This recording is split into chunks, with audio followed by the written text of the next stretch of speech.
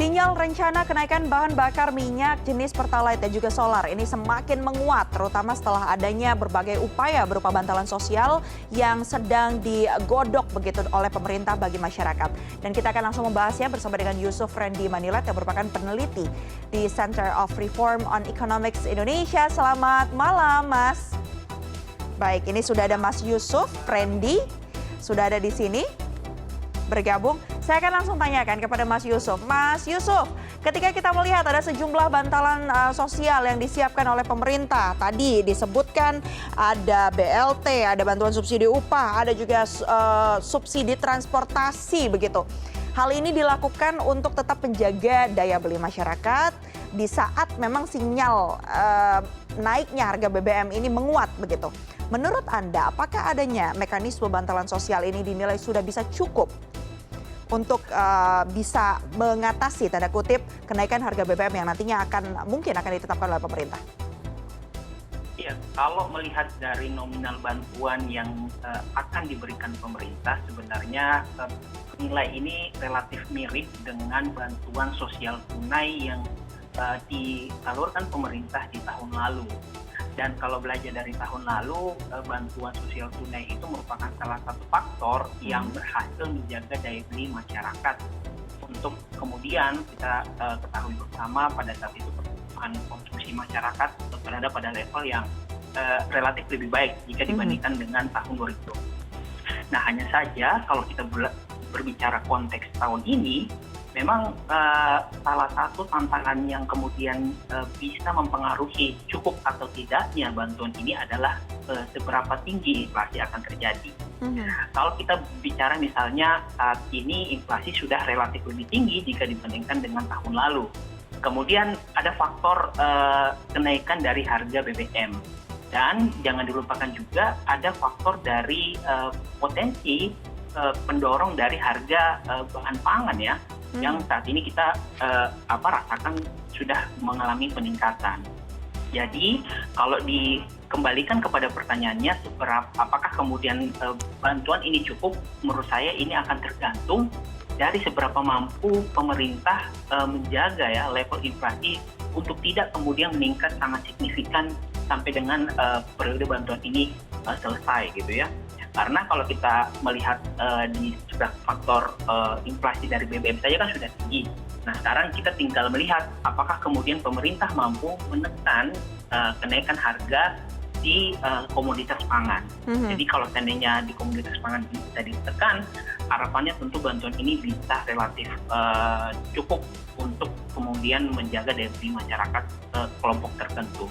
Baik, tapi faktanya kan kita tahu ketika harga BBM naik, kemudian harga bahan pangan, bahan pokok ini juga pasti akan cenderung naik begitu. Nah, melihat kondisi seperti ini, apakah kemudian seberapa kemudian pemerintah harus mengambil andil untuk menekan harga kebutuhan pokok agar adanya bantalan sosial yang disalurkan ini bisa benar-benar memenuhi begitu atau mencukupi kondisi daya beli masyarakat di saat nanti harga BBM bersubsidi diputuskan naik?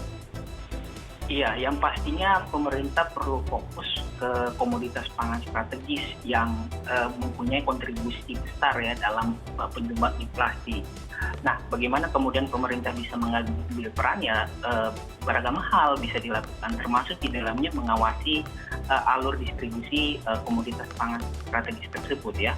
Kemarin disampaikan juga nanti ada semacam penyampaian atau sosialisasi yang dilakukan oleh Pemda terkait rencana pemerintah untuk menaikkan harga BBM Pertalite ini.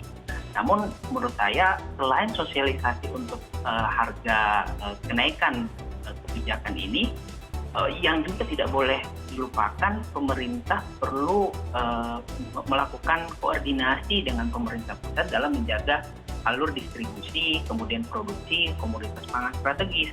Sehingga tujuannya kembali lagi yang ke awal tadi, komoditas pangan strategis ini bisa ditahan harganya di level yang terjangkau oleh masyarakat luas.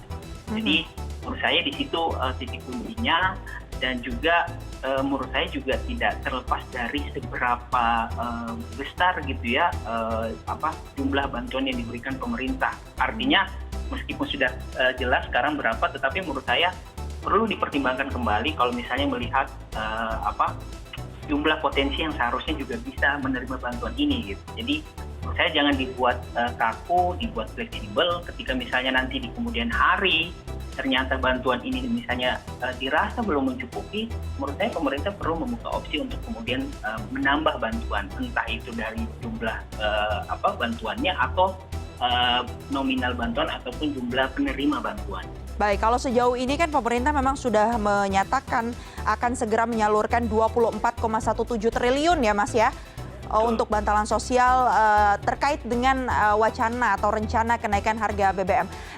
Kalau kita bicara terkait dengan kenaikan harga BBM bersubsidi, juga ada poin-poin penting di dalamnya, di mana sebelumnya sudah juga diatur pembatasan pembelian untuk Pertalite, begitu, yang masuk dalam kategori BBM bersubsidi. Nah, kalau menurut Mas Yusuf, sejauh ini apakah kemudian praktik pembatasan itu sudah dinilai efektif atau belum? Iya, saya kira memang harus diakui pengawasan terutama untuk komoditas BBM ini merupakan salah satu bentuk pengawasan yang paling sulit untuk dilakukan. Karena melakukan verifikasi siapa yang berhak membeli BBM bersubsidi itu membutuhkan extra effort gitu ya. Nah, menurut saya inisiasi penggunaan aplikasi ya yang disodorkan pemerintah itu merupakan salah satu inisiasi yang cukup baik gitu ya. Artinya dari situ kemudian bisa disaring mana orang yang berhak membeli dari BBM subsidi ini dan mana yang tidak. Nah, tetapi ini bukan berarti tidak ada celahnya ya penggunaan aplikasi ini, karena pertama tidak semua kemudian orang familiar dalam menggunakan aplikasi, dalam mendaftar di aplikasi tersebut. Yang kedua, bisa saja kemudian orang ada celah misalnya mendaftarkan nomor kendaraan lain untuk bisa mendapatkan BBM subsidi ya. Baik. Karena misalnya tipe kendaraan itu masih diperbolehkan. Jadi sudah baik, tapi harus diakui ada celahnya. Nah, makanya dalam jangka panjang perbaikan data perlu dilakukan. Fokusnya adalah di dalam sistem kontrol ya, karena kalau kita tahu juga sebelumnya sudah ada paparan yang disampaikan pemerintah bahwa ternyata BBM bersubsidi dalam hal ini solar begitu, ternyata dinikmati 89%-nya oleh dunia usaha nih ya. Pengawasan terus digaungkan, tapi ternyata masih ada celah di situ. Melihat kondisi ini, yang ingin saya tanyakan kemudian adalah dua hal, Mas Yusuf. Apa kemudian saran yang menurut Mas Yusuf sebaiknya dilakukan pemerintah? Apakah bansos atau siasat bansos saat harga BBM ini nanti diputuskan naik itu sudah tepat atau belum? Itu yang pertama. Dan yang kedua, apakah kemudian melihat kondisi ekonomi Indonesia saat ini dan global, apakah kemudian menaikkan harga BBM dengan wacana dan rencana harga yang sudah disampaikan itu tepat atau tidak diambil sekarang? Silakan Mas Yusuf. Oke, yang pertama penyaluran bansos tentu tepat dilakukan, apalagi ketika pemerintah sudah memutuskan ya menaikkan harga BBM, karena nantinya bansos ini yang akan jadi bantalan ya daya beli masyarakat, terutama kelompok menengah ke bawah, sehingga harapannya mereka punya pendapatan yang kemudian bisa di-spending untuk hal lain. Muara besarnya tentu ini bisa berpengaruh terhadap asa ya pertumbuhan ekonomi, terutama pertumbuhan konsumsi rumah tangga, karena kan semakin besar pendapatan yang mereka siap belanjakan itu juga akan berpengaruh ke pertumbuhan ekonomi secara keseluruhan, karena kita tahu sendiri konsumsi rumah tangga yang paling besar. Itu yang pertama. Jadi bantuan ini penting dan memang umumnya selalu dilakukan pemerintah ketika ada semacam kebijakan yang akan dikeluarkan gitu ya, apalagi yang berkaitan dengan pelemahan daya beli masyarakat potensinya. Kemudian yang kedua, apakah kemudian ini meningkat? Kemudian kebijakan ini tepat dilakukan? Kalau saya pribadi memang momentumnya belum terlalu pas gitu ya. Apalagi kalau kita bicara konteks inflasi yang saat ini tengah meningkat. Saya khawatirnya kebijakan ini dikeluarkan bersamaan dengan kenaikan harga pangan, sehingga inflasinya relatif tinggi. Nah, tetapi saya juga paham bahwa ada constraint dari budget pemerintah gitu ya. Sehingga kalaupun jadi dinaikkan, solusi jalan tengahnya dinaikkan secara bertahap, secara perlahan dengan persentase mungkin yang tidak secara sangat signifikan. Karena kalau dilihat berarti untung ruginya kalau saat ini dinaikkan lebih banyak condong ke ruginya, dan yang akan merasakan dampak tersebut tentu saja rakyat nantinya ya. Baik, terima kasih banyak atas informasi Anda, Mas Yusuf Rendy Manilat yang merupakan peneliti di Center of Reform on Economics Indonesia. Nanti kita berbincang lagi ketika memang sudah diputuskan ya, Mas, ya, oleh Presiden Joko Widodo. Terima kasih banyak Mas Yusuf.